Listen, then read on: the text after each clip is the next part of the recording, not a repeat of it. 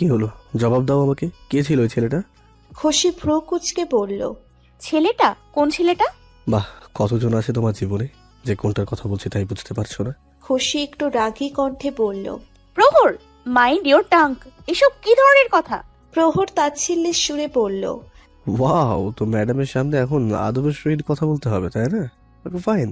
তো জনাবা, আপনি তখন যার কোলে চড়ে আরামে সমুদ্র দর্শন করছিলেন সেই ব্যক্তিরা গিয়েছিল, এত শীঘ্রই বিয়ের পিঁড়িতে বসে পড়েছেন বুঝি? তাই এই জন্যই বুঝি এইভাবে আমার জীবন থেকে হারিয়ে গিয়েছিলেন যাতে বিয়ে করতে পারেন। তাই এখানে কি হানিমুনে আসা হয়েছে? রাগের বশবর্তী হয়ে এসব কথা বললেও প্রহর মন প্রাণে চাইছে খুশি যেন মানা করে দেয়। আমাকে যেন ভুল প্রমাণিত করে দেয়। চিল্লিয়ে বলুক না আমি ভুল ভাবছি, আমার ধারণা ভুল। দরকার হলে আমার উপর রাগ করুক, আমাকে মারুক, আর মারতে মারতে বলুক আমি এমনটা ভাবতেও কিভাবে পারলাম ওকে নিয়ে এমন পচা কথা বলতে। এত বড় সাহস কি করে হলো আমার এই কথাটার জন্য আমাকে চরম শাস্তি দিক, তবুও যেন আমাকে ভুল প্রমাণ করে দিক। নিজের প্রিয়তমাকে অন্য কারোর বাহু বন্ধনে আবদ্ধ দেখে স্তব্ধ হয়ে গেল প্রহর। অলংকার হুল হয়ে অবিশ্বাস্য নয়নে তাকিয়ে রইল সে। মস্তিষ্ক আর হৃদস্পন্দনের তারগুলো বিচ্ছিন্ন আপাতত। চোখের সামনে যা বিরাজমান হচ্ছে তা কি বাস্তব নাকি নিতান্তই ভ্রম, সেটার মাপ করারও চৈতন্য নেই তার। যাকে সে গত 5 মাস ধরে পাগলের মতো মরিয়া হয়ে খুঁজে বেড়াচ্ছে, দেশের এক প্রান্ত থেকে আর এক প্রান্ত ওলট পালট করে ফেলেছে, সেই হৃদয় হরিণীকে চোখের সামনে দেখে খুশিতে আত্মহারা হবে, নাকি যার বিরহে কাতর হয়ে বেঁচে থাকাও ভুলে গেছে, কোনো রকমে নিঃশ্বাসটা নিয়ে জীবন্ত লাশ হয়ে শুধু সেই প্রণয়ীকে দেখার আশায় বেঁচে আছে, তাকে অন্য এক পুরুষের বাহুতে দেখে ক্রোধান্বিত হবে। বন্ধুদের জোড়াজড়িতে না চাইতেও আজ কক্সবাজার এসেছে প্রহর। গাড়িতে বসে বিচের পরিদর্শন করছিল, যদিও প্রহরের বিচের দর্শনে বিন্দুমাত্র আগ্রহও নেই। তাকে যে এখন কোনো সৌন্দর্যই মোহিত করতে পারে না। সে তো সিটে মাথা এলিয়ে দিয়ে তার নতুন সাথী অ্যালকোহলের মিনি বোতল বের করে গলা ভেজাচ্ছে। প্রহরের এই উদাসীনতা দেখে ফাহিমের মেজাজ গরম হয়ে যায়। তাই সে চট করে প্রহরের হাত থেকে বোতলটা টান দিয়ে জানালার বাইরে ফেলে দেয়। এতে প্রহর রেগে গিয়ে দ্রুত ড্রাইভারকে গাড়ি থামাতে বলে। প্রহর বোতলটা নেওয়ার জন্য যেই গাড়ির দরজাটা খুলবে তখনই গাড়ির জানালা দিয়ে বাইরে তাকাতেই এই দৃশ্য দেখতে পায় সে দেখতে পায় বিছের ওপর একটা লোকের কোলে চড়ে আছে তার প্রিয়তমা। নিতান্তই হাসি মাখা ভাবে সেই লোকটার সাথে কথোপকথন বিনিময় করছে। এই দৃশ্য দেখে প্রতিক্রিয়াহীন হয়ে পড়েছে প্রহর। মস্তিষ্কের সঞ্চালন ক্রিয়া অকার্য হয়ে যাচ্ছে। পাশ থেকে ফাহিমের ঝাঁকুনি দেওয়ায় সম্ভূতি ফিরে প্রহরের। প্রহর সিক্ত চোখে তাকায় ফাহিমের দিকে, হাতের ইশারায় গাড়ির বাইরে দেখিয়ে কম্পিত গলায় কিছু একটা বলার চেষ্টা করছে সে, কিন্তু স্পষ্ট কিছু কণ্ঠনালী থেকে বের করতে পারছে না। ফাহিম একটু ঘাবড়ে গিয়ে বলল, কি হয়েছে প্রহর, এমন করছিস কেন? প্রহর অতি প্রচেষ্টার পর কোনো রকমে বলল, খুশি। ফাহিম চমকিত কণ্ঠে বলে উঠল, হোয়াট? খুশি কোথায়? ফাহিম এবার প্রহরের ইশারা বরাবর তাকালো এবং সে নিজেও বিষয়টা দেখে চমকে গেল। অবিশ্বাস্য কণ্ঠে বলল, খুশি এখানে? ফাহিমের কণ্ঠে খুশির নাম শুনে প্রহরের অচেতন হৃদয় তাকে একটা আশ্বস্ত করল যে সে যা দেখছে সেটা ভ্রম না, ওটা সত্যিই খুশি। ওর দুষ্টু পরী।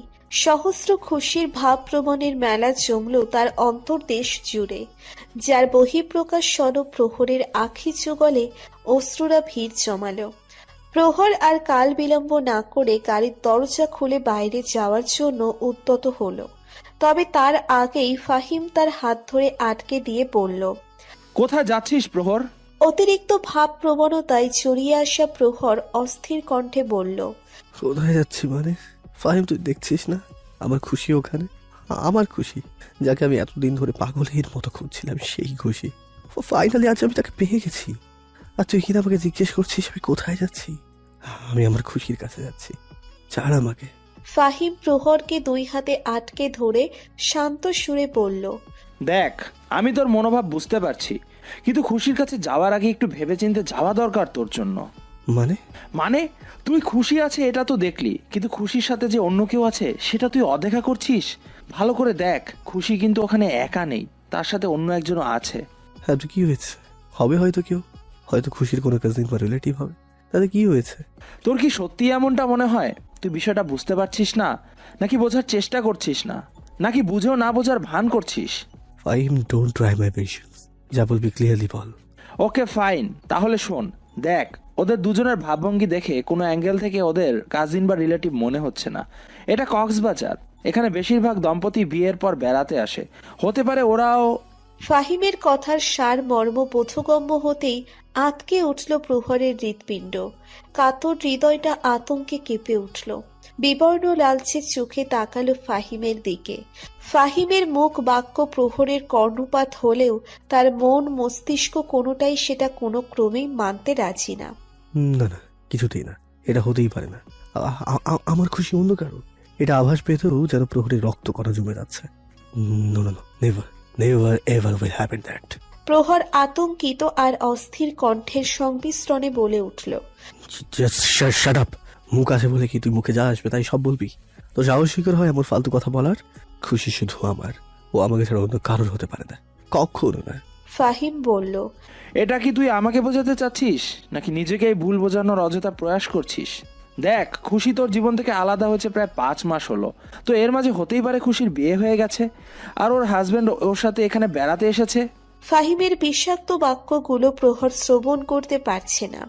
সে অতিমাত্রায় ক্ষিপ্ত সুরে বলে উঠল, stop it Fahim, stop it right now, other I will kill you. Fahim এবার দৃঢ় কণ্ঠে বলে উঠল, মারলে মার, তবুও বাস্তবটা গ্রহণ করতে হবে তোকে। খুশি কোনো কিছু না বলে তোর জীবন থেকে চলে গেল। হতে পারে বিয়ের জন্যই ও এমনটা করেছে, তোকে ছেড়ে গিয়ে বিয়ে করে নিয়েছে ও। তোর মতো আমিও চাই যে আমি যা ভাবছি তা যেন মিথ্যা হয়, তবে যদি সত্যি হয় তখন। তাই এই মুহূর্তে খুশির সামনে যাওয়া ঠিক হবে না, এতে হিতে বিপরীত হতে পারে। আমাদের সুযোগ বুঝে খুশির সাথে একা কোথাও কথা বলতে হবে। ফাহিমের যুক্তি জ্ঞান কিছুই প্রহরের মন মস্তিষ্ক মেনে নিতে রাজি না। তবে ভয়টা তার সর্বত্র জুড়ে ঠিকই ঘিরে ধরেছে। বুক কাঁপছে, কাঁপছে সর্বশরীর। যদি ফাহিমের কথা সত্যি হয় তখন? খুশি যদি সত্যি? No no, that's not possible, not at all. ফাহিমের কথা সত্যি হতেই পারে না, কিছুতেই না। আমার খুশি শুধুই আমার, সে ইজ অনলি মাইন। প্রহর রক্তিম চোখে তাকালো আবারও বাইরের দিকে। লোকটা এখনো খুশিকে কোলে নিয়ে হাঁটছে আর হাসি মুখে নানান কথা বলছে। হাতের মুঠো শক্ত গভীর হয়ে আসছে প্রহরের। চোয়াল শক্ত হয়ে কপালের রগ ফুলে ফেপে উঠছে। মন চাচ্ছে এই মুহূর্তে ছুটে গিয়ে ওই লোকটার হাড্ডি মাংস এক করে বস্তায় ভরে সমুদ্রে ভাসিয়ে দিতে। তবে না চাইতেও ফাহিমের কথা মেনে চুপ করে রইল প্রহর। তবে বেশিক্ষণ সে চুপ থাকবে না। খুব শীঘ্রই সে খুশির কাছ থেকে সবকিছুর জবাব আদায় করবে। ওর সাথে যে অনেক বোঝাপড়া বাদ আছে তার। রিসোর্টের ভেতর করিডোর দিয়ে একা একা হেঁটে নিজের রুমের দিকে যাচ্ছিল খুশি। হঠাৎ একটা হাত এসে পেছন থেকে খুশির মুখ চেপে ধরল। আঁতকে উঠল খুশি। নিজেকে ছাড়ানোর চেষ্টা করতে করতে মুখ দিয়ে শব্দ বের করতে লাগলো। তবে খুব একটা সফল হলো না সে। কোনো কিছু বুঝে ওঠার আগেই আগন্তুক খুশিকে চেপে ধরে পাশের রুমের ভিতর টেনে নিয়ে গেল। রুমের ভিতর এনেই দেওয়ালের সাথে চেপে ধরল খুশিকে। খুশির দুই হাতের মাঝে হাত ঢুকিয়ে দেওয়ালের সাথে চেপে ধরল সে। খুশি আতঙ্কিত চোখে সামনের ব্যক্তির দিকে তাকালো। সামনের ব্যক্তির মুখশ্রীর দর্শন হতেই পূর্বের আতঙ্কে থাকা হৃদয়টা এবার তীব্র মাত্রায় কেঁপে উঠল। থমকে গেল তার হৃদকম্পন। শরীরের সব অঙ্গ প্রত্যঙ্গের ক্রিয়া অকার্য হতে লাগলো। চোখের মনি এলোমেলো ভাবে সামনের ব্যক্তির মুখমণ্ডলের চারিদিকে ঘুরতে লাগলো। সে কি সত্যিই দেখছে? এটা কি সত্যিই প্রহর? না না, সে নিশ্চয়ই প্রতিবারের মতোই আবারও কল্প জগতে হারিয়ে গেছে। এটা প্রহর হতেই পারে না। খুশি চোখ বুজে মাথা ঝাঁকিয়ে কল্প জগৎ থেকে বেরিয়ে আসার প্রয়াস করছে। তবে চোখ খুলে তাকাতেই সে আবারও প্রহরকেই দেখতে পেল। নিঃশ্বাস আটকে এলো খুশির। তার মানে এটা সত্যিই প্রহর? প্রহর স্বয়ং ওর সামনে দাঁড়িয়ে আছে? আজ এতটা দিন পর প্রহরকে নিজের চোখের সামনে দেখে চোখজোড়া প্রহরের আবদ্ধ হয়ে গেল। মুহূর্তের জন্য সবকিছু যেন থমকে গেল। আবেগপ্রবণ হয়ে গেল খুশি। সমুদ্র সমান মায়া আর আবেগ ভরা চোখে তাকিয়ে রইল প্রহরের দিকে। এই সেই প্রহর, ওর ড্রিম বয়।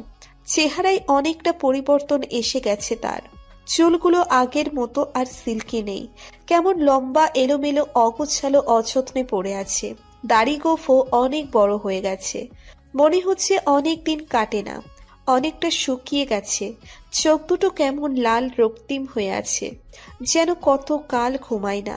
চোখের নিচে কালিও পড়ে গেছে, কেমন জীর্ণ শীর্ণ জামা কাপড় পরে আছে। প্রহরের এমন বিধ্বস্ত বেহাল অবস্থা দেখে বুকের ভেতর মোচড় দিয়ে উঠল খুশির।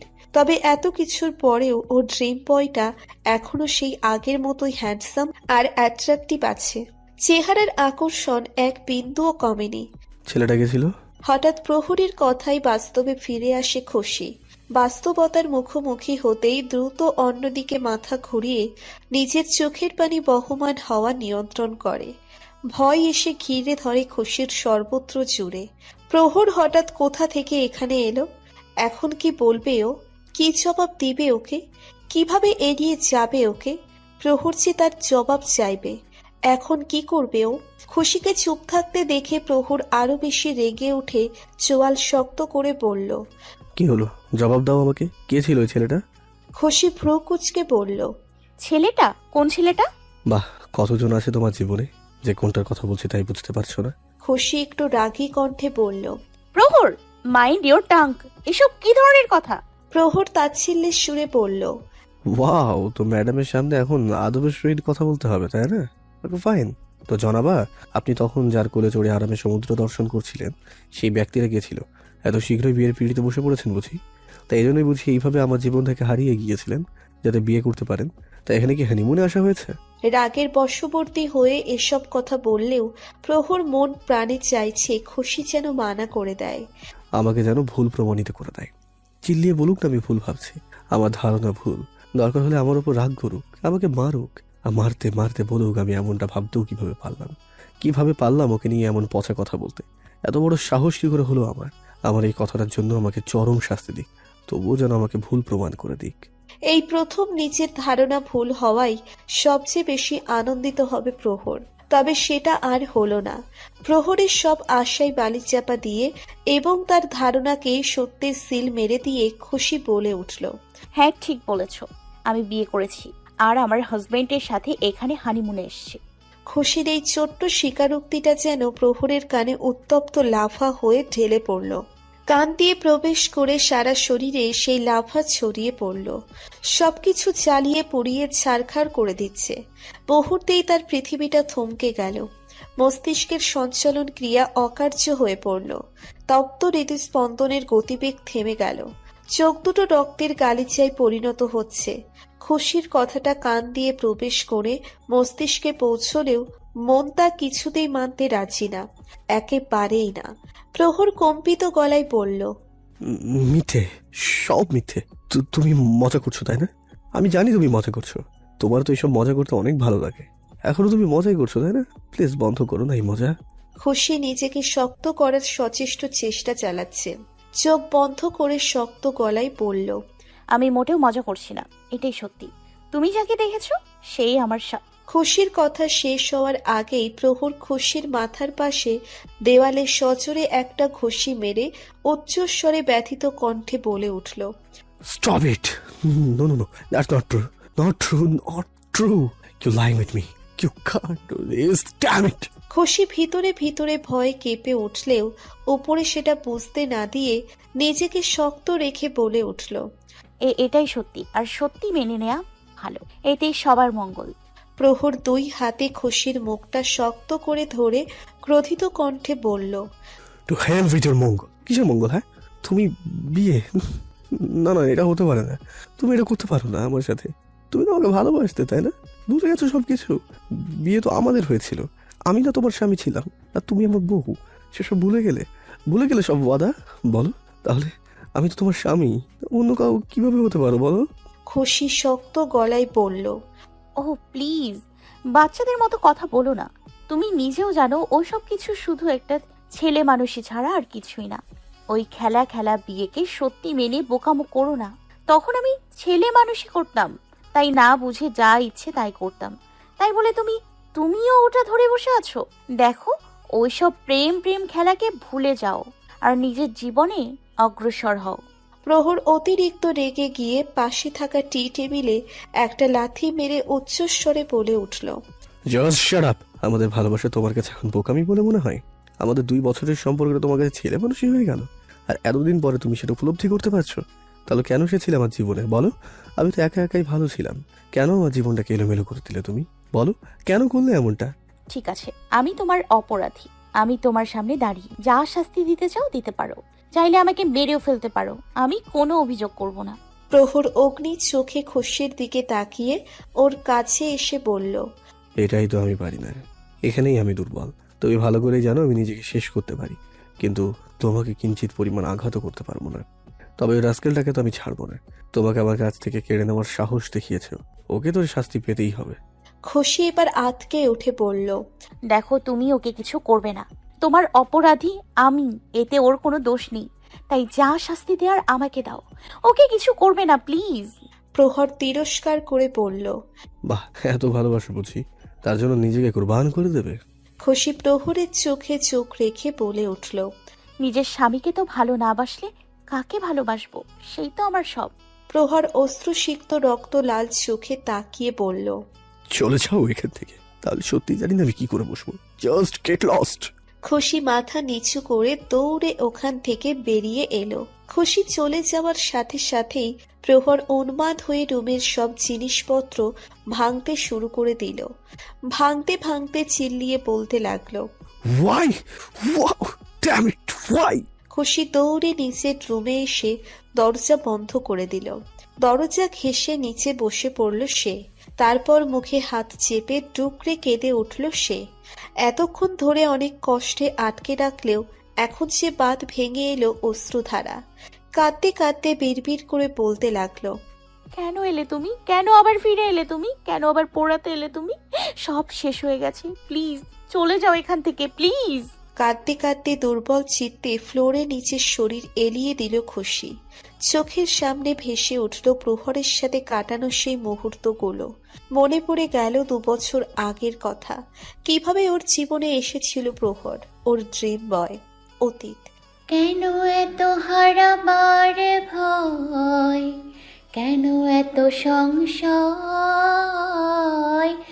ভালোবেসে তোকে দূরে হারাবো, সে তো হবার নয়। কেন এত হারাবার ভয়, কেন মনে সংশয়, ভালোবেসে তোকে দূরে হারাবো, সে তো হবার নয়। শুধু তোরে প্রাণ ভরে ভালোবাসবো,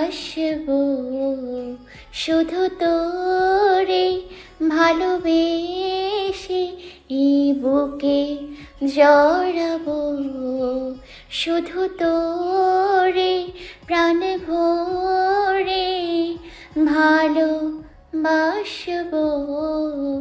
শুধু তোরে ভালোবেসে এই বুকে জড়াবো। লা লা লা লা লা লা লা লা লা।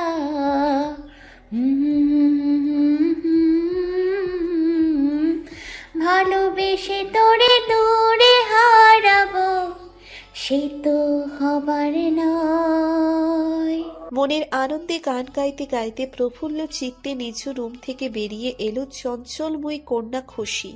সিঁড়ির কাছে এসে সিঁড়ির রেলিং এর ওপর বসে স্লিপারের মতো স্লিপ করে নিচে আসছে আর গাইছে। চল রাস্তায় সাজে ট্রাম লাইন, আর কবিতায় শুয়ে কাপলেট। আহা উত্তাপ কত সুন্দর, তুই থার্মোমিটারে মাপলে। হেয়া টুপটাপ জিয়া নষ্টাল, মিঠে কুয়াশায় ভেজা আস্তিন। আমি ভুলে যাই কাকে চাইতাম, আর তুই কাকে ভালোবাসতিস।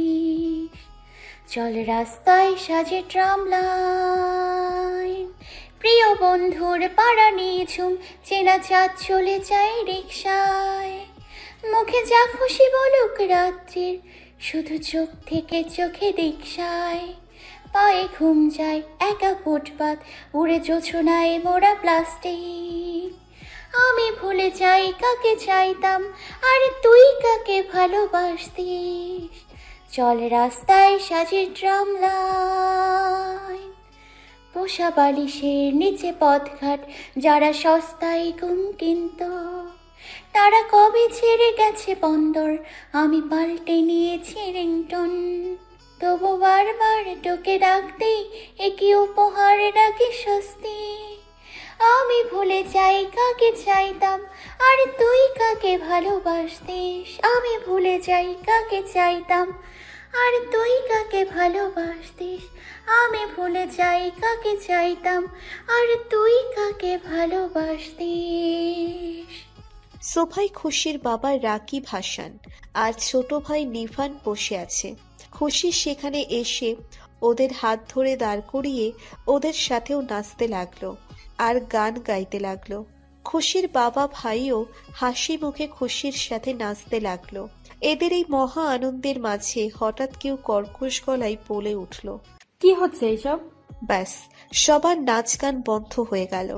সব কয়টা মিনি বিড়ালের মতো চুপচাপ সোফায় ভদ্রলোকের মতো বসে পড়ল, যেন দুনিয়ায় এদের মতো নম্র আর ভদ্রলোকের ভার মেলা দেয়। সাহিলা বেগম ওদের সামনে এসে কোমরে হাত রেখে বলে উঠলেন, সকাল সকাল কি হচ্ছে এইসব? হ্যাঁ, বাড়িটা নর্তক মঞ্চ করার ইচ্ছে জেগেছে নাকি? ভালো কাজ কি তোমাদের থেকে বিদায় নিয়ে পরপরে চলে গেছে নাকি? রাকিব হাসান একটু সাহস জুগিয়ে মুখ খুলে বলে উঠলেন, আরে রাগ করছো কেন? আমরা তো খুশি মামুনির সাথে এই সামান্য একটু মজা করছিলাম। নিভানও এবার বাবার সাপোর্টে বলে উঠল, হ্যাঁ হ্যাঁ আম্মু, আমরা তো আবুর সাথে মজা করছিলাম। কিন্তু তাদের এই দুর্বল দলিলপত্র সাহিলা বেগমের মনোভাবে কোনো প্রভাব ফেলতে পারল না, বরং তার পূর্বের মেজাজটাকে আরো এক লেভেল বাড়িয়ে দিল। তিনি দাঁতে দাঁত চেপে বললেন, চুপ করো তোমরা। খুশিকে শাসন করার বদলে ওকে আরো মাথায় চড়াচ্ছ। রাকিব হাসান বলে উঠলেন, ওমা, মাথায় কোথায় চড়ালাম? খুশি তো ছোপায় চড়ে বসে আছে। এবার সাহিলা বেগমের মেজাজ সপ্তম সীমায় পৌঁছে গেল। তিনি দাঁত কিরমির করে বললেন, চুপ করো, সবগুলো বদমাইশের হাড্ডি। এই নিবানটা তো হয়েছে বোনের চামচা। বোন দিন বললে দিন, রাত বললে রাত। আর সবার নাটের গুরু হলো এই খুশি। পড়ালেখার তো ধারে কাছেও যাবে না, সারাদিন শুধু হই হুল্লোড় করে বেড়ানোই কাজ। এইচএসসি টেনে টুনে কোনো রকমে পাশ করেছে, এখন কলেজে ভর্তি হয়েও সেই একই অবস্থা। এভাবে চলতে থাকলে টেনে হিসেবেও পাশ করতে পারবে না। আরে আম্মু, এত পড়াশোনা করে কি হবে? সেই তো তোমার মতো বিয়ে করে হাজবেন্ডের যমরাজ হয়ে থাকতে হবে। তো এর জন্য তো পড়াশোনা করার কি দরকার? কথাটা বলে হাসতে হাসতে নিভানের হাতের সাথে হাইফাই দিল। ব্যাস এবার তো সাহিলা বেগমের মেজাজ প্রেসার কুকারের মতো ব্লাস্ট হয়ে উঠল। ধমকের সুরে বললেন, চুপ কর বদমাইশ। বলার আগে একটু চিন্তা ভাবনা করে বললে কি হয় শুনি? আমি জাস্ট ফেড আপ হয়ে যাচ্ছি তোর উপর। সত্যি বলছি, আমার তো মাঝে মধ্যে সন্দেহ হয় নিশ্চয়ই হাসপাতালে আমার বাচ্চা বদল হয়ে গেছে। না হলে তোর মতো এমন উড়নচণ্ডী মেয়ে আমার গর্বে কিভাবে এলো? কথাটা বলে সাহেলা বেগম হনহন করে কিচেনের দিকে চলে গেল। সাহিলা বেগম যেতেই খুশি এবার এক ভ্রু উঁচিয়ে ওর বাবার দিকে সন্দিহান দৃষ্টিতে তাকালো। খুশির এমন চাহনি দেখে ওর বাবা বলে উঠলেন, কি হয়েছে? এভাবে তাকিয়ে কি দেখছিস? খুশি তীক্ষ্ণ দৃষ্টিতে তাকিয়ে বলল, আম্মু এভাবে বললো কেন? সত্যি করে বলতো, কাহিনী কি? রাকিব হাসান ভীতু স্বরে বলল, কাহিনী কি? কিসের কাহিনী? আম্মু কেন বললো আমি যে তার মেয়ে, এটা নিয়ে তার সন্দেহ আছে? আসল ঘটনা কি বলতো? সত্যি সত্যি আমি অন্য কারোর মেয়ে না তো? কারণ আম্মুর মতো আমারও মাঝে মাঝে সন্দেহ হয় যে আমি তার আসল মেয়ে না। দেখো না আম্মু কেমন সব সময় শুধু আমাকে বকাঝকা করে, আর চেহারায় তো কোনো মিল নেই। আম্মু কেমন ধপধপে ফর্সা আর আমি শ্যামলা।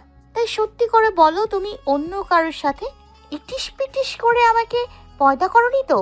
পাশের বাড়ির ওই আন্টির সাথে কোনো লাফড়া নেই তো তোমার? আমি অনেকবার দেখেছি তুমি ওই আন্টিকে দেখলেই কেমন দাঁত কেলাও। বাই এনি চান্স ওই আন্টি আমার বায়োলজিক্যাল মা নয় তো? রাকিব হাসান ভীতর স্বরে বললেন। কি বলছিস মা এসব? তোর মা শুনলে প্রণয় শুরু করে দিবে। আরে ওই অভাগা ঘরের ডালি ঠিক মতো পায় না, সে আবার বাইরের মুরগি কিভাবে খাবে? সত্যি বলছো তো?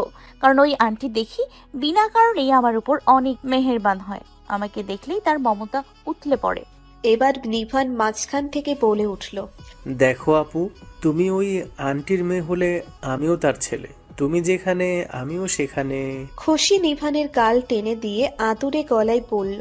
ও আমার কিউটি পাইটা, অফকোর্স বাবু, আমি যেখানে তুইও সেখানে। তুই তো আমার কাজিন।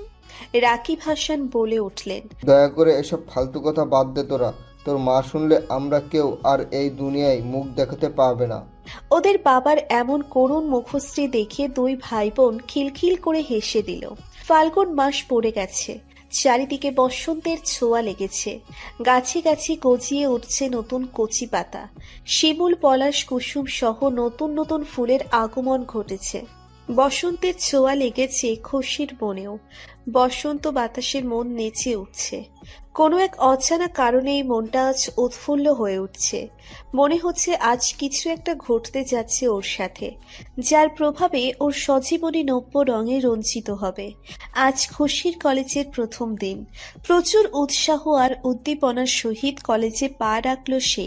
মনের মাঝে অনাবিল আনন্দের ঘন ঘটা বইছে। দুই হাতে কাঁধের ব্যাগটা ধরে থেকে আবেশিত হাসির সহিত কলেজের চারপাশ দেখছে সে। দৃষ্টি নন্দিত কলেজের সবকিছুই তার চঞ্চল মনকে আনন্দ দিচ্ছে। আরেকটু এগিয়ে যেতেই দেখলো ওর প্রিয় বান্ধবী দিয়া বটগাছের নিচে মুখ লটকিয়ে বসে আছে। খুশি হালকা হেসে এগিয়ে গেল। নীরবে দিয়ার পাশে বসে স্বাভাবিক সুরে বলে উঠল। কয় নাম্বার হলো? দিয়া নাক টেনে মলিন সুরে বলল। 13 নাম্বার। ইয়ার আমার সাথে এমন কেন হয়? আমার ক্রাশগুলোর কি আমাকে চোখে পড়ে না? যার উপরে ক্রাশ খাই সে সবসময় আমাকে রেখে অন্যের প্রেমে পড়ে যায়। এটা কোনো কথা? খুশি দিয়ার গায়ে নুনের ছিটা দিয়ে দুষ্টু স্বরে গলা ঝেড়ে গাইতে লাগলো। বন্ধু যখন বউ লইয়া আমার বাড়ির সামনে দিয়া রঙ্গ কইরা হাইটা যায়, ও বুকটা ফাইটা যায়। দিয়া আশাহত চোখে তাকিয়ে বলল। ইয়ার তুই আমার বান্ধবী নাকি দুশ্মন? আমি তো প্রেমের কথা বলছিলাম, তুই তো সোজা বিয়ে পড়িয়ে দিলি। খুশি হেসে উঠে বলল। আচ্ছা সরি। আমার মনে হয় কি জানিস, তুই বোধহয় ব্রাশ না করেই ক্রাশ খেয়ে ফেলেছিস, তাই তো বারবার তোর বদহজম হয়ে যায়। দিয়া বিস্ময়কর কণ্ঠে বলল। তুই সত্যি বলছিস? এমন হয় নাকি? খুশি অতি কনফিডেন্সের সহিত বলল। হয় মানে?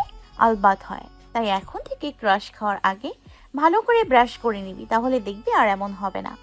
দিয়া খুশির মহান উক্তিগুলো বিজ্ঞ জ্ঞানীদের বাণী মনে করে সরল মনে মেনে নিয়ে বলল। ঠিক আছে দোস্ত, এবার থেকে তাই করব। আচ্ছা তুই কখনো কারোর উপরে ক্রাশ খাস না? খুশি মুচকি হেসে বলল। আরে না, এইসব ব্রাশ নামের কেরোসিন আমার জন্য না। তুই তো জানিসই আমি শুধু আমার ড্রিম ম্যানের অপেক্ষায় আছি, আর আমি আমার ড্রিম ম্যানের প্রতি অনেক লয়াল। আমার জীবনে সে ছাড়া আর কারোর জায়গা নেই। আরে হ্যাঁ, আমি তো ভুলে গিয়েছিলাম, তুই আবার তোর সেই মিস্টার বাংলাদেশের জন্য পাগল। খুশি ভ্রু কুচকে বলল। মিস্টার বাংলাদেশ? হ্যাঁ, মিস্টার বাংলাদেশ। মিস্টার ইন্ডিয়ার বাংলাদেশে পারসন। মিস্টার ইন্ডিয়ার মতো তোর ড্রিম ম্যানও অদৃশ্য, খালি চোখে দেখা যায় না। আর আমগো কাছে তো স্পেশাল চশমাও নাই দেখার জন্য। মজা নিচ্ছিস রে? তবে আমিও একদিন তোকে দেখিয়ে দিব যে আমার ড্রিম ম্যান আছে, আর বাস্তবেই আছে। হ্যাঁ হ্যাঁ, দেখা যাবে। এখন চল না আমরা একটু পাশের বিশ্ববিদ্যালয়ের বিভাগে যাই। শুনেছি ক্যাম্পাস নাকি অনেক সুন্দর। চল ঘুরে আসি, হতে পারে তোর মিস্টার বাংলাদেশও ওখানে পেয়ে যেতে পারিস। খুশি উৎসাহিত হয়ে বলল। আর নেকি আর পুচ পুচ, চল চল শুভ কাজ সেরে আসি। অতঃপর দুজনে উৎসাহের সহিত পাশের ক্যাম্পাসের দিকে এগুলো। ক্যাম্পাসের মাঠে এসে ওরা আনন্দিত নয়নে ক্যাম্পাসের পরিদর্শন করছে। ক্যাম্পাসটাও অনেক সুন্দর। আজ এখানেও নতুন বর্ষের স্টুডেন্টরা এসেছে।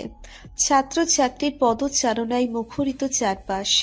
জায়গায় জায়গায় স্টুডেন্টরা বসে আড্ডায় মেতেছে। কোথাও আবার লাভ বার্ডস বসে নিজেদের মাঝে কল্পনার জগতে ডুবে আছে। সবটাই উপভোগ করছে ওরা। তবে হঠাৎই খুশির চিৎকার শুনে হড়বড়িয়ে গেল দিয়া। চমকে উঠে খুশির দিকে তাকিয়ে পড়ল। কিরে, কি হয়েছে? চিল্লাসকা, ভূত দেখেছিস নাকি? খুশির চোখ বড় বড় করে সামনের দিকে তাকিয়ে কিছু একটা বলার চেষ্টা করছে, কিন্তু অতিরিক্ত এক্সাইটমেন্টে কিছু বলতে পারছে না সে। শুধু হাত উঁচিয়ে সামনের দিকে কিছু একটা ইশারা করছে। রিয়া কিছুই বুঝতে পারছে না। খুশি নিজের ইমোশন একটু নিয়ন্ত্রণে এনে নিয়ে বলে উঠল, দোস্ত আমি পেয়ে গেছি আমি। পাইছস? কি পাইছস? আর হারাইছে কি সেটা তো বলবি। আরে ইয়ার, আমার ড্রিম ম্যান পেয়ে গেছি। কি বলিস? কই? কোথায়? আরে ওই যে দেখ, ওনাকে ক্যাফেটেরিতে বসে আছে। দিয়া খুশির হাতের ইশারা বরাবর তাকিয়ে দেখল সত্যিই ওখানে দুটো ছেলে বসে আছে। দিয়া কৌতূহল নিয়ে বলল, ওখানে তো দুজন বসে আছে, তুই কার কথা বলছিস? আরে ওই যে অ্যাশ কালারের টি শার্ট পরা। দিয়া ভালো আগে ছেলেটাকে পর্যবেক্ষণ করলো, তারপর দুই গালে হাত দিয়ে আশ্চর্যের সাথে বলল, ইয়ার তোর মিস্টার বাংলাদেশ তো ভিজিবল হয়ে গেছে। বাই গড, কি আছিস হে ইয়ার! তোর আগে তো আমি ক্রাশ খেয়ে ফিদা হয়ে গেলাম। আজ পর্যন্ত যতগুলো ক্রাশ খেয়েছি তারা তো এর সামনে দাঁড়ানোরও যোগ্য না। খুশি অ্যাটিটিউডের সাথে বলল, খুশির ড্রিম ম্যান বলে কথা, সে কি যেন তেন ব্যক্তি হবে? খুশি যেমন স্পেশাল, তার ড্রিম ম্যানও তেমনই স্পেশাল। আর খবরদার আমার মালের উপর কুনজর দিবি না, নকলে চোখ হয়ে মনি খুলে গুটি খেলবো, বুঝিস? এখন চল যাই। যাই মানে? কই যাই? এই কই আবার, আমার ড্রিম ম্যানের কাছে। তার জীবনে যে খুশি এন্ট্রি করেছে সেই সুখবরটা তো তাকে দিতে হবে, তাই না? বেচারা খুশিতে পাগলই হয়ে যায়। চল চল। খুশি দিয়ার হাত ধরে এক প্রকার টেনে নিয়ে গেল। সরাসরি এসে ছেলে দুটো টেবিলের সামনে এসে দাঁড়ালো। খুশির আখ্যায়িত ড্রিম ম্যান টেবিলে রাখা বইতে নজর গেড়ে বসে আছে।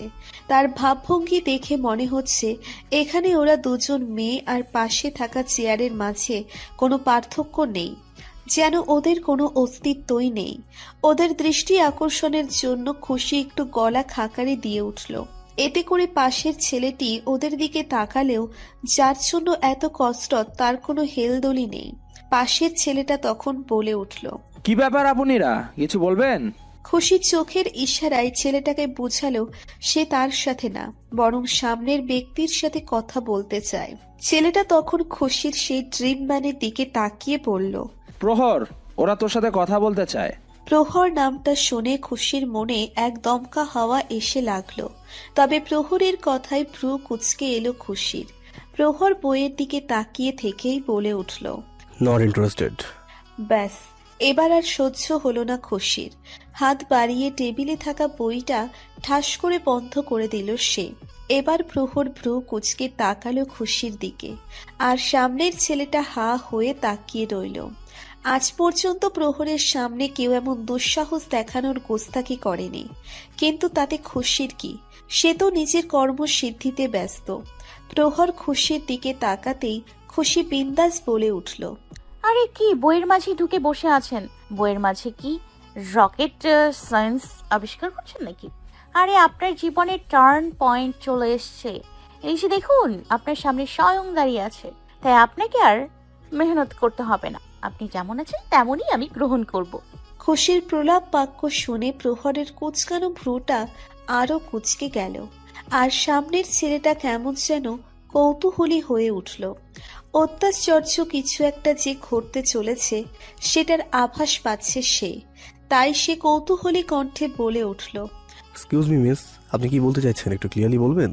খুশি এবার একটু অঙ্গভঙ্গি বদলে নিয়ে গলা খাকারি দিয়ে কিছুটা গর্বিত ঢঙে বলে উঠল, হ্যাঁ হ্যাঁ অবশ্যই, এটা তো বলতেই এসছি। তারপর প্রহরকে উদ্দেশ্য করে বলল, আপনি জেনে খুশি হবেন আমি দ্য গ্রেট খুশি আপনাকে ভালোবাসে, আর আজ থেকে আমাদের প্রেম স্টার্ট। পাশের ছেলেটা টাস্কি খেয়ে পুরো স্ট্যাচু হয়ে গেল।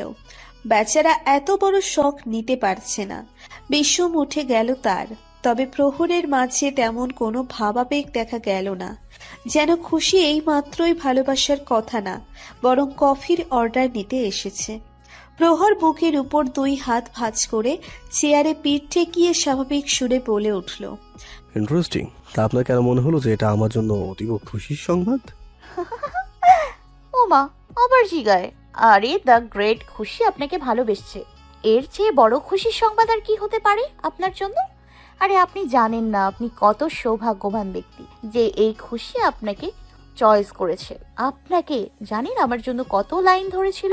হ্যাঁ, আরে আমাদের মহল্লার আক্কাসের ভাই মোকলেস আমার জন্য দিওয়ানা ছিল, নিজের রক্ত দিয়ে চিঠি লিখতো আমাকে, তবু আমার মন পায়নি। এমন আরো পাগল ভক্ত আছে আমার, কিন্তু সবাইকে বাদ দিয়ে আপনাকেই চুজ করেছেন। তাহলে ভাবুন কত লাকি আপনি। পাশের ছেলেটা হাতে তালি বাজিয়ে দুষ্টু হেসে বলে উঠল, বাহ ভাই, তুই তো রিয়েলি অনেক লাকি। আর যাকে বলে একেবারে সোনায় সোহাগা কপাল, এমন কপাল আমগো কেন হয় না? কথাটা বলেই হাসতে লাগলো সে। তবে প্রহরের তীক্ষ্ণ দৃষ্টিতে হাসি বন্ধ হয়ে গেল তার। প্রহর এবার উঠে দাঁড়িয়ে প্যান্টের পকেটে হাত ঢুকিয়ে খুশির দিকে বলে উঠল, বুঝলাম। তো কবে ছাড়া পেয়েছেন শুনি? খুশি ভ্রু কুচকে বলল, ছাড়া পেয়েছেন? কোথা থেকে ছাড়া পাবো? কেন, পাগলাগারো থেকে? পাগলাগারো থেকে কবে ছাড়া পেলেন, নাকি পালিয়ে এসেছেন? এতক্ষণে খুশির ভিতরের মনোদেবী এসে হাজির হলো। সে ওপর থেকে বলছে, আরে খুশি ইয়ার, হেতি তো তোরে পাগল ভাবতেছে। অহন কি করবি? মানিজ্যদের লুডুস করে ফেললো তোর। খুশি ওপরের দিকে তাকিয়ে বিড়বিড় করে বলল, আরে তুই আবার এখানে কেন চলে এলি? আমি সব হ্যান্ডেল করছি তো, তুই যা এখান থেকে। খুশিকে এভাবে উপরের দিকে তাকিয়ে থেকে বিড়বিড় করতে দেখে প্রহর আর ওর বন্ধু বিস্মিত হয়ে তাকিয়ে রইল। মেয়েটা যে সত্যিই পাগল তার প্রমাণ পেয়ে গেল ওরা। তাই খুশির সাপোর্টে এবার দিয়া বলে উঠল, আরে আপনারা অবাক হবেন না, আসলে এটা খুশির অন্তরাত্মা যে মাঝে মধ্যে হঠাৎ করে এসে পড়ে আর খুশিকে নানান উপদেশ দিয়ে থাকে। প্রহর কিঞ্চিত তাচ্ছিল্যকর হেসে বিড়বিড় করে বলল। Crazy girl. বিড়বিড় করে বললেও খুশির কানে কথাটা ঠিকই পৌঁছল। খুশি এবার একটু তেজি সুরে বলে উঠল, এক্সকিউজ মি, হু ইজ পাগল? আই এম নট পাগল, আই এম ভেরি বুদ্ধিমান। এটা তো আমি নিজের মুখে নিজে কখনো প্রশংসা করি না, তবে সর্বগুণ সম্পূর্ণ, বুঝেছেন? এমন গুণ নেই যা আমার মাঝে নেই। রূপের কথা আর নিজের মুখে কি বা বলবো, আপনারা তো দেখতেই পারছেন। আর গুণও আমার মাঝে ভরপুর। আমার হাতের রান্না যে একবার খায় সে আর 1 মাস অন্য খাবার খেতে পারে না। পাশের ছেলেটা কৌতূহলী কণ্ঠে বলল, কেন, এত টেস্টি খাবার বানান বুঝি? হ্যাঁ, সেটাও আছে, তবে আমার রান্না করা খাবার খেয়ে কেন যেন সবাই হসপিটালে ভর্তি হয়ে যায়, তাই আর অন্য খাবার খেতে পারে না। হয়তো এত টেস্টি খাবার কখনো খায়নি, তাই এমনটা হয়। আচ্ছা যাক সে কথা, আরো এমন মহৎ গুণ আছে আমার। আমার মধুর কণ্ঠস্বর শুনলে সব দিওয়ানা হয়ে যায়। রাস্তার কুকুরগুলো তখন ঘেউ ঘেউ করে আমার প্রশংসা করে। দাঁড়ান দাঁড়ান দাঁড়ান, আপনাকে একটু সুমধুর কণ্ঠের গান শোনাচ্ছি। ও রে হ্যান্ডসাম বয়টা, তুই আমারে করলি দিওয়ানা। এই তুই আমারে করলি রে দিওয়ানা, হ্যান্ডসাম বয়টা তুই আমারে করলি রে দিওয়ানা। খুশির এই সুমধুর কণ্ঠের গান শুনে প্রহরদের মিনি স্ট্রোক হওয়ার উপক্রম। কানের ভিতর মনে হচ্ছে কেউ ফাটা বাঁশ ঢুকিয়ে দিয়েছে। এত মধুর সুর আর সহ্য করতে না পেরে প্রহর রাগী কণ্ঠে বলে উঠল, স্টপ ইট। খুশি গান থামিয়ে দিয়ে বলল, দেখলেন তো কত গুণ আমার, শুধু দেখলেই হবে না, কোয়ালিটি আছে বস। প্রহরের ফ্রেন্ড অনেক কষ্টে নিজের হাসি চেপে রেখে আবারও প্রশংসায় পঞ্চমুখ হয়ে বলে উঠল, ওয়াহ ওয়াহ, क्या बात, লাজবাব। I am just speechless. আপনি সত্যি মহান, আমার বন্ধু সত্যি লাকি আপনাকে পেয়ে। আমার তো খুশিতে চোখে পানি চলে এলো। খুশি গর্বে গদগদ হয়ে বলল, থ্যাংক ইউ। তা আপনার নামটা কি? আপনি কি ওনার বন্ধু? হ্যাঁ, আমি ওর বন্ধু ফাহিম। ও, তাহলে তো আপনি আমার দেবর হন। তো আজ থেকে আপনি আমাকে ভাবি বলবেন, কেমন? জি অবশ্যই, এটা তো আমার সৌভাগ্য ভাবে জি। প্রহরের থার্মোমিটারের ডিগ্রি হাই হয়ে গেল। প্রহর টেবিলের ওপর সজোরে একটা চাপড় মেরে রাগী কণ্ঠে বলে উঠল, enough, stop this nonsense right now, you are crossing limit now. Prahar খুশির মুখোমুখি দাঁড়িয়ে শক্ত কণ্ঠে বলল, অনেক হয়েছে, পিচ্ছি মেয়ে দেখে কিচ্ছু বলছি না, তবে এখন এই মুহূর্তে এইসব স্টুপিড ড্রামা বন্ধ করো and get lost from here. এখনো ডাইপারের ভেতর থেকে বের হলো না, আসছে প্রেম ভালোবাসার কথা বলতে। আবারও খুশির মনোদেবী এসে হাজির হলো। ওপর থেকে বলতে লাগলো, আয় হায়, এ খুশি হেতে তো তোর আবারও ইনসালাত করে দিল। শি কল্ড ইউ পিচ্ছি, ক্যান ইউ ইমাজিন? খুশি উপরের দিকে তাকিয়ে বলল, আমি শুনতে পেরেছি, তোর বারবার রিপিট করতে হবে না। তুই যা তো এখান থেকে। তারপর প্রহরের দিকে তাকিয়ে বলল, পিচ্ছি? কে পিচ্ছি? আমি তো এখানে কোনো পিচ্ছিকে দেখতে পাচ্ছি না। আর আমাকে পিচ্ছি বলছেন? জানেন আমার বয়সে আমাদের গ্রামের মেয়েদের বাচ্চা কাচ্চাও হয়ে গেছে। সেই হিসেবে দেখতে গেলে আমি অনেক বড়, তাই আমাকে পিচ্ছি ভাবার ভুল করবেন না। আমি আপনাকে ভালোবাসি, এটাই হলো ইম্পর্টেন্ট বিষয়। আর আমার মতে আপনারও আমাকে ভালোবাসা অতীব আবশ্যক।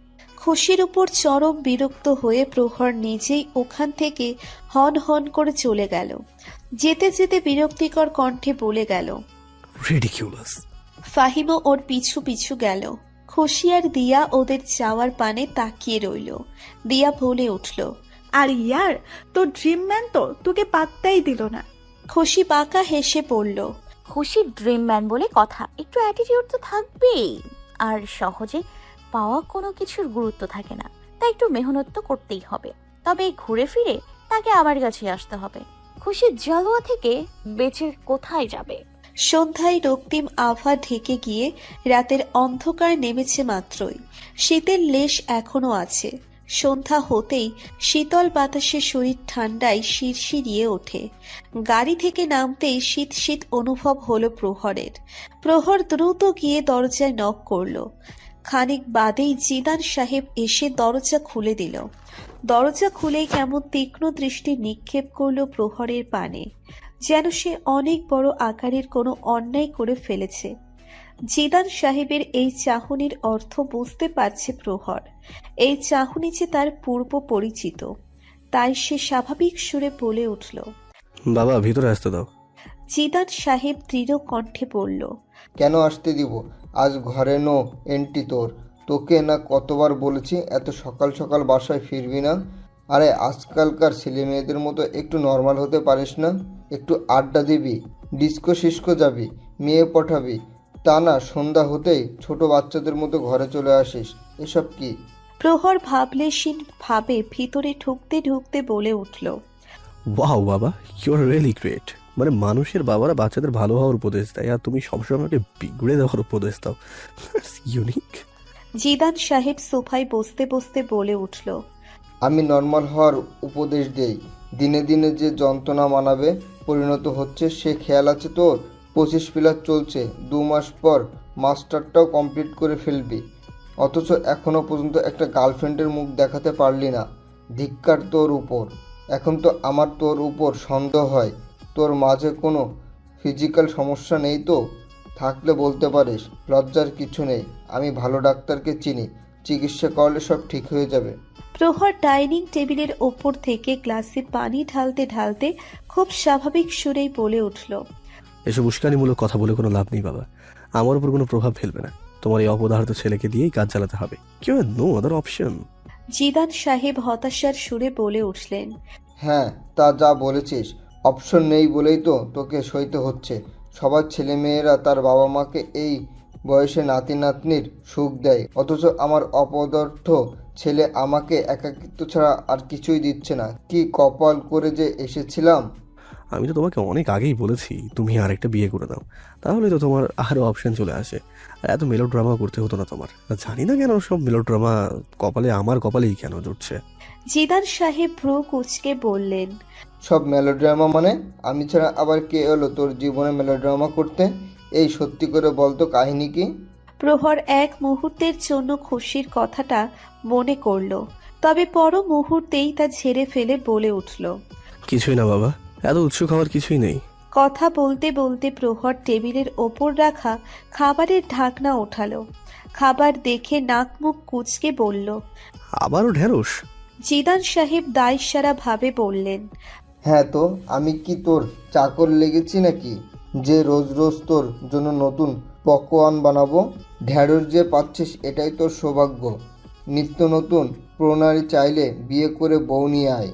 প্রহর আর কিছু না বলে কিচেনের দিকে এগুলো। ও জানে বাবার সাথে কথা বাড়িয়ে লাভ নেই, তাই নিজের কাজেই মনোনিবেশ করল সে। শার্টের হাতা বটিয়ে ডিনারের জন্য খাবার তৈরি করতে লাগলো। বাসায় কাজের বুয়া থাকলেও বুয়ার হাতের রান্না পছন্দ না প্রহরের, তাই সে নিজেই নিজের আর ওর বাবার জন্য রান্না করে। ওর বাবাও মাঝে মধ্যে রান্না করে। এই বাসায় সদস্য বলতে শুধু ওরা দুজনেই। ডিনার শেষ করে এসে প্রহর কফি হাতে ব্যালকনিতে বসে আছে। প্রহর একা থাকতেই পছন্দ করে, তাই তো ওর তেমন কোনো বন্ধু বান্ধব হয়ে ওঠেনি। ছোটবেলা থেকেই এক ফাহিমই ওর বন্ধু, আর ফাহিমের কিছু বন্ধুর সাথে হালকা পরিচিত আছে, ব্যাস এতটুকুই। প্রহর নিজেকে নিজের মাঝেই সামিল রাখতে পছন্দ করে। ওর মতে নিজেকে যত অন্যের সাথে যত কম প্রচার করা যায় ততই ভালো। এতে করে হোঁচট খাওয়ার ভয় থাকে না। কাঁধে কারো স্পর্শ অনুভব করে পাশে তাকালো প্রহর। ওর বাবাকে দেখে বলল, বাবা তুমি বসো না। জিদান সাহেব ছেলের পাশে বসে একটা দীর্ঘশ্বাস ছেড়ে বললেন, জানিস, তোকে এভাবে দেখে আমার নিজের উপর অনেক অপরাধ বোধ হয়। মনে হয় আমার জন্যই বোধহয় তোর জীবনটা এমন হয়ে গেছে। এভাবে বলছো কেন বাবা? তোমার কোনো দোষ নেই তো। আমারই তো দোষ। আমার বিবাহিত জীবনের ব্যর্থতা তোর উপরে প্রভাব ফেলেছে। আমি জানি তোর মায়ের অভাবে আমাদের ছেড়ে চলে যাওয়াটা তোর উপরে অনেক খারাপ প্রভাব ফেলেছে, যার দরুন তুই এখন কাউকে বিশ্বাস করতে পারিস না, নতুন কোনো সম্পর্কে জড়াতে ভয় পাস, ভাবিস হয়তো সবাই তোর মায়ের মতোই তোকে ধোঁকা দিবে। প্রহর চোখ মুখ শক্ত করে বলল, বাবা প্লিজ, তোমাকে আমি কতবার বলেছি ওই মহিলার কথা বলবে না। আর ওই মহিলা আমার মা না। যে মহিলা তার স্বামী আর 5 বছরের বাচ্চাকে রেখে অন্য পুরুষের সাথে চলে যেতে পারে, সে যাই হোক কখনো মা হতে পারে না। আমার জন্য তুমি আমার বাবা মা দুটোই। সো প্লিজ ডোন্ট মেনশন হার। আর হ্যাঁ, আমি যেমন আছি অনেক ভালো আছি বাবা, প্লিজ আমাকে নিয়ে অযথা চিন্তা করো না। জিদান সাহেব আর কিছু বললেন না। জানে সে ছেলের যুক্তির সামনে পরাজিত হয়ে যাবেন, তাই এখন আল্লাহর কাছে চাওয়া ছাড়া আর কোনো উপায় নেই। তার শুধু একটাই আশা, তার ছেলের বেরং জীবনে যেন কেউ এসে রঙিন করে দেয়। পোলা তো নয় যেন আগুনের গোলা রে, পোলা তো নয় একখান আগুনের গোলা। গান গাইতে গাইতে ফ্রিজের কাছে এসে আইসক্রিম বক্সটা বের করলো খুশি। আজ ড্রিম ম্যানকে খুঁজে পাওয়ার খুশিতে মিষ্টি মুখ তো করতেই হয়। হায় আমার ড্রিম ম্যান, একেবারে স্ট্রবেরি আইসক্রিমের মতো। সোফায় এসে আরাম করে বসে 1 চামচ আইসক্রিম মুখের কাছে নিতেই পাশে তাকিয়ে দেখলো নিভান বুকে 2 হাত ভাঁজ করে গাল ফুলিয়ে বসে আছে। খুশি মুচকি হেসে বলল, আরে রাগ করছিস কেন? আমি তো তোকেই প্রথমে দিতে যাচ্ছিলাম, এই নে। খুশি নিভানের মুখের সামনে 1 চামচ ধরল। নিভান বলে উঠল, আমি আইসক্রিমের জন্য রাগ করিনি। তুমি যখন কোনো বিষয়ে অনেক খুশি হও তখনই আইসক্রিম খাও, কিন্তু তুমি আমাকে বললেই না তোমার খুশির কারণটা কি। ও এই বিষয়? আরে আগে আইসক্রিম তো খা, তারপর বলছি। তোকেই তো সবার আগে বলবো। নিভান এবার হাসি মুখে আইসক্রিম মুখে নিল। আইসক্রিম খেয়ে বলল, এখন বলো কি হয়েছে। খুশি উৎসাহিত কণ্ঠে বলল, জানিস আজকে না আমি আমার ড্রিম ম্যানকে পেয়ে গেছি। নিভান চমকিত কণ্ঠে বলল, সত্যি? কোথায়, কখন? খুশি নিভানকে সবটা খুলে বলল। নিভান খুশি মনে বলল, ওয়াও আপু, you are so lucky. I am very happy for you. Thank you বাবু। আচ্ছা বলতো, তোর নতুন স্কুলে কোনো বন্ধু হয়েছে? নিভান হতাশার সুরে বলল, না, তুমি তো জানোই আমি অনেক শাই স্বভাবের, তাই কারো সাথে সহজে ফ্রি হতে পারি না। তবে একটা মেয়েকে আমার অনেক পছন্দ হয়েছে, ওর সাথে একটু বন্ধুত্ব করতে চাই, কিন্তু মেয়েটা আমাকে বন্ধু বানাবে কিনা কে জানে। কেন বানাবে না? আমার ভাইয়ের মতো কিউট আর একটাও আছে নাকি? তুই একবার বলে দেখ, দেখবি 1000টা মেয়ে তোর বন্ধু হতে চাইবে। সত্যি আপু? আমার কথায় সন্দেহ আছে তোর? না না আপু, একদমই না। তোমার কথা তো আমার জন্য চরম সত্য। তুমি যখন বলছো তখন অবশ্যই আমি কিউট আর আমার বন্ধুও হবে। দ্যাটস লাইক মাই বয়। কথাটা বলে খুশি নিভানকে জড়িয়ে ধরে গালে একটা চুমু দিয়ে দিল। পরদিন খুশি আর দিয়া আবারও একই স্থানে একইভাবে এসে হাজির হলো। আর প্রহর তার স্বভাবগতভাবেই বইয়ে মুখ গুজে বসে আছে। ফাহিম খুশিকে দেখে অত্যাধিক আদিক্ষেতা দেখিয়ে পড়ল। আরে আরে ভাবিজি যে, বসেন বসেন ভাবিজি। খুশিও গদগদ হয়ে প্রহরের পাশের চেয়ারটা টেনে বসলো। তারপর প্রহরের দিকে তাকিয়ে মুচকি হেসে বলল, কেমন আছো ডার্লিং? ফাহিমের আবারও কাশি উঠে গেল। এদের মাঝে কিছু হোক না হোক, তবে এদের জন্য বেচারা ফাহিমের যক্ষা হওয়া কনফার্ম। প্রহর দাঁতে দাঁত চেপে বলে উঠল। Shut up you shameless girl. তোমার সাহস কি করে হলো আবারও এখানে আসার? খুশি স্বাভাবিকভাবে বলে উঠল। ও মা, এখানে আসতে কি সাহস লাগে নাকি? পা লাগে, আর পা দিয়ে হেঁটে হেঁটে এখানে আসতে হয়। এতটুকু কমন সেন্সও নেই দেখছি তোমার। তাহলে আর এত পড়াশোনা করে কি লাভ হলো? Just shut up. আর লজ্জা করে না তোমার নিজে থেকে এত বড় একজন মানুষকে তুমি করে সম্বোধন করতে? জানো আমি কত বড় তোমার? হ্যাঁ, তো কি হয়েছে? বয়ফ্রেন্ড বা হাজবেন্ড সব সময় বয়সে বড়ই থাকে, তাই বলে কি তাদের আপনি বলতে হবে নাকি? আপনিতে না তেমন ফিলিংস আসে না, কেমন মুরব্বি মুরব্বি ফিলিংস আসে। তাই তুমি করেই বললাম। আগে পরে এক সময় তো বলতেই হতো, তাই না? তাই আজ থেকেই শুরু করলাম। আমি জানি তুমি একটু লাজুক এসব বিষয়ে, মনে মনে ইচ্ছে হলেও উপরে সেটা বলতে পারো না, তাই আমি নিজের পক্ষ থেকেই আরম্ভ করছি। ফাহিম আবারও খুশিকে মহান বানিয়ে দিয়ে বলে উঠল। একদম ঠিক বলেছেন ভাবিজি। এতদিন কোথায় ছিলেন আপনি? আপনার মতো একজনেরই তো খোঁজ ছিল প্রহরের। সে সত্যি ধন্য হয়ে গেল আপনাকে পেয়ে। প্রহরের রাগের মাত্রা বেড়েই চলেছে। প্রহর একবার ফাহিমের দিকে চোখ গরম করে তাকালো, তারপর খুশির দিকে তাকিয়ে চোয়াল শক্ত করে বলল, কি বয়ফ্রেন্ড লাগিয়ে রেখেছো? দেখো অনেক হয়েছে, এখন এখান থেকে চলে যাও, নাহলে কিন্তু পরিণাম ভালো হবে না। আমার রাগ সম্বন্ধে তোমার কোনো ধারণাই নেই। হ্যাঁ, তো ধারণা দাও না। আরে আমি তো চাই তোমার সম্বন্ধে সবকিছু জানতে, তাই তো এসছি। আজ আমাদের প্রথম কফি ডেট হবে। কফি খেতে খেতে মনের কথা হবে, অনুভূতির আদান প্রদান হবে। আহা, কি মধুর সময় কাটবে, তাই না? প্রহরের ধৈর্যের সীমা ছেড়ে যাচ্ছে, জাস্ট নিতে পারছে না আর। খুশি মেয়ে না হলে হয়তো এতক্ষণে সে কথা বলার অবস্থায় থাকতো না। আর লোকজনের সামনে কোনো সিন ক্রিয়েট করতে চায় না সে, তাই নিজেকে নিয়ন্ত্রণ করার যথাযথ চেষ্টা করে বলে উঠল, দেখো অনেক হয়েছে, এনাফ ইজ এনাফ। তুমি পিচ্ছি মানুষ দেখে তোমাকে বরদাস্ত করেছি। জানি তোমরা ফ্যান্টাসি ওয়ার্ল্ডে থাকতে পছন্দ করো, তাই হয়তো এসব অনেক মজাদার লাগছে তোমার কাছে, কিন্তু আর না, এখন এই মুহূর্তে এখান থেকে চলে যাবে তুমি। খুশি হালকা রাগ দেখিয়ে বলল, কি চলে যাও লাগিয়ে রেখেছো? আর আমি ছোট হতে পারি, তবে আমার ভালোবাসা একদম পিওর। জানো তোমার জন্য আমি কত যত্নে আমার ভালোবাসা আগলে রেখেছি। কারোর নজর পড়তে দেইনি, আমি নিজেও কারোর ওপর কখনো কুনজর দিইনি। জানো কত কষ্ট করে নিজেকে সামলে রেখেছি। চোখের সামনে কত হ্যান্ডসাম পোলাপান ঘুরে বেড়ায়, কত কষ্টে যে তাদের এড়িয়ে যাই, সেটা তুমি কি করে বুঝবে? খুশি দিয়াকে দেখিয়ে একটু মেলোড্রামা করে বলল, এই যে এই মেয়েটাকে দেখছো, সে দিনে এতবার খাবার খায় না যতবার ক্রাশ খায়, অথচ এই আমি আজ পর্যন্ত কারোর সাথে আইসক্রিমও খাইনি। শুধু তোমার অপেক্ষায় ছিলাম। আমি জানতাম একদিন না একদিন আমি আমার ড্রিম ম্যানকে পেয়ে যাব, তাই তো তার জন্য সব ভালোবাসা জমিয়ে রেখেছিলাম। দেখেছো কতটা অনুগত আমি তোমার প্রতি। তাই এখন যখন পেয়ে গেছি, আর ছাড়াছাড়ি নেই। তুমি যতই না নকর করেন, কোনো লাভ নেই। এই খুশি যখন একবার তোমার লাইফে এন্ট্রি করে ফেলেছে, এখন এক্সিট নেওয়ার রাস্তা নেই। প্রহর অতিষ্ঠ হয়ে নিজেই ওখান থেকে উঠে যেতে লাগলো, তবে তার আগেই খুশি প্রহর হাত ধরে ওকে আটকে দিল। প্রহর এবার আরো রেগে গিয়ে অগ্নিদৃষ্টিতে তাকালো খুশির দিকে, কিন্তু খুশি সেটা একদমই পাত্তা না দিয়ে বলে উঠল, আরে কোথায় যাচ্ছ? আমাদের কফি ডেট এখনো শেষ হয়নি তো। Go to hell with you and your coffee date. কথাটা বলেই প্রহর হাত ছাড়া দিয়ে আবারও চলে যেতে উদ্যত হলো, তবে এক কদম বাড়াতেই হঠাৎ খুশি ভ্যাভ্যা করে কেঁদে উঠল। খুশির এই আচমকা রিয়াকশনের জন্য প্রহর মোটেও প্রস্তুত ছিল না।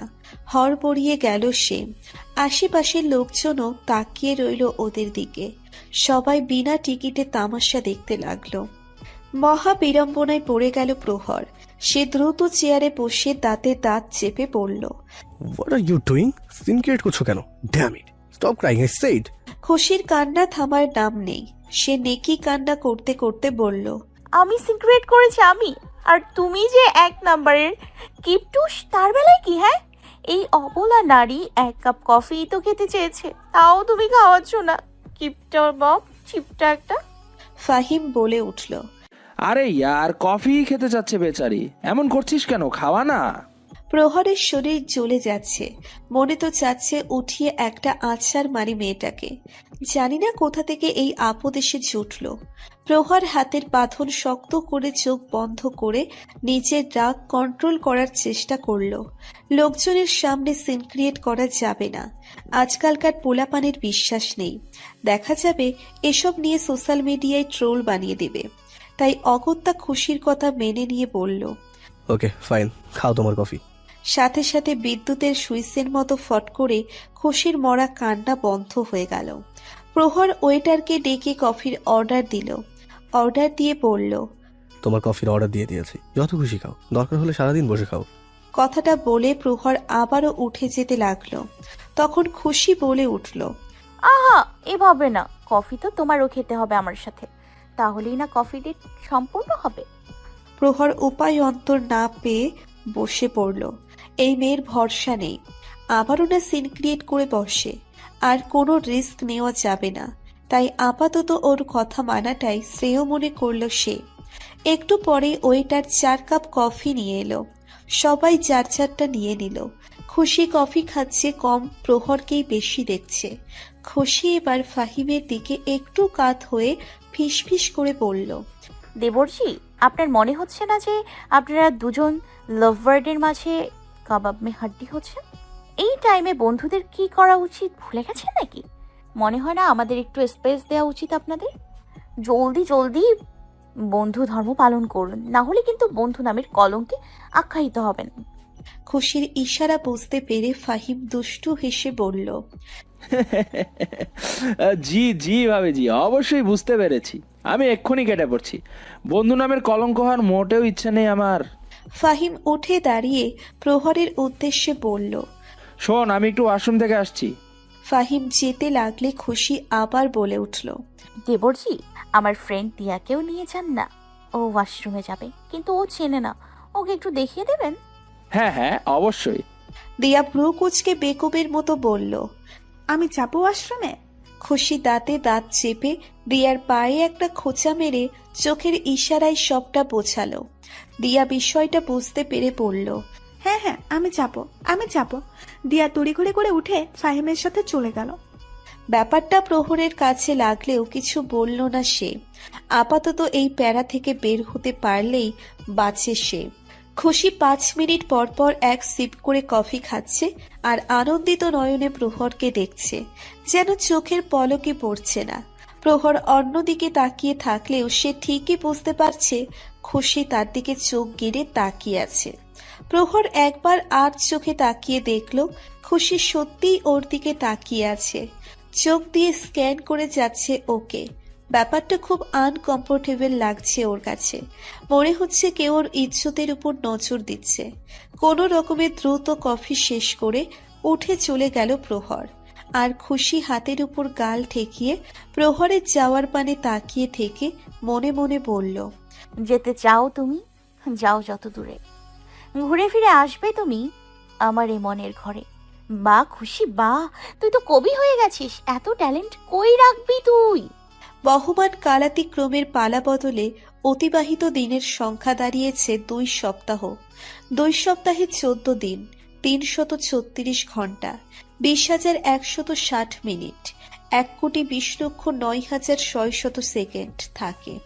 তবে এর থেকে 1000 গুণ বেশি অতিষ্ঠতায় ক্ষিপ্ত হয়ে যাচ্ছে প্রহরের মন মেজাজ। তার কারণ শুধু একটাই, খুশি। হ্যাঁ, তার মতে এই খুশি নামক আপদটা তার শৃঙ্খল জীবনীটাকে অশৃঙ্খলতায় পরিপূর্ণ করে দিচ্ছে। সে এই মেয়েটাকে নিয়ে মহা বিড়ম্বনায় পড়ে গেছে, কোনো ক্রমেই তাকে দূরে সরাতে পারছে না।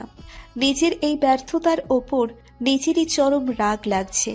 শেষমেশ কিনা এমন পুচকে মেয়ের সাথে পেরে উঠছে না সে। This is ridiculous. তবে এতে খুশির কি যায় আসে? সে তো তার মতো প্রফুল্ল চিত্তে রোজই প্রহরের সামনে এসে হাজির হয়।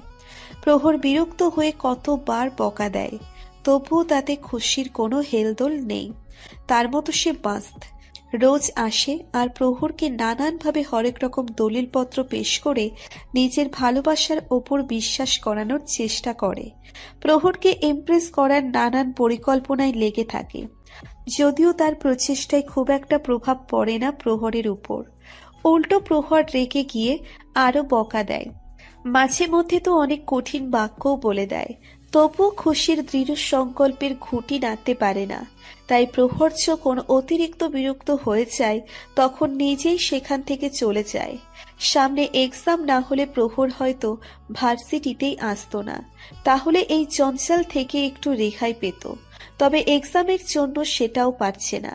কফির কাপে চুমুক দিতে দিতে এইসব ভাবনায় ঘুরপাক খাচ্ছে প্রহরের মস্তিষ্কে। সামনে থেকে ফাহিম দুষ্টু হেসে বলে উঠল,